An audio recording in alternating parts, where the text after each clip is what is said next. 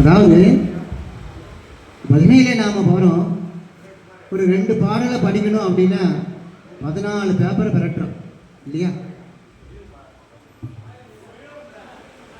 இப்போ நம்ம எல்லாரும் நேராக நம்ம அனுபவிச்சுட்டு இருக்கிறோம். அவ்வளவு சரமாரியாக வருது அப்படின்னா பகவானுடைய கிருபை இல்லை அப்படின்னா இது சத்தியமாக இது நடக்கிறது இல்லை.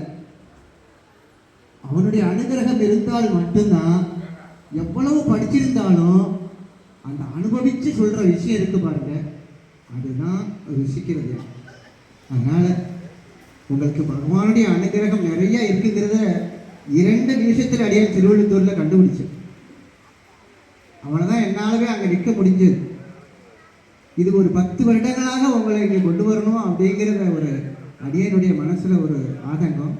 அது பகவானுடைய கிருபை இல்லைன்னா நம்ம என்ன பண்ண முடியும்? இப்போ உங்களுக்கு அந்த அனுகிரகம் கிடைச்சிருக்கு.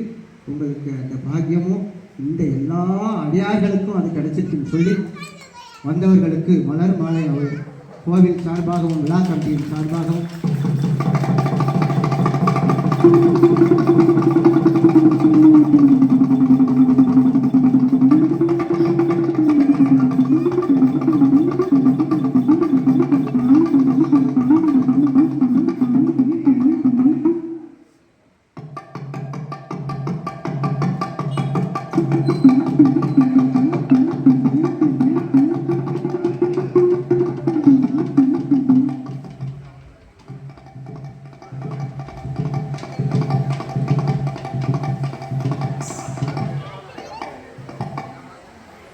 அவர் பாக்கியம் பண்ணவர்.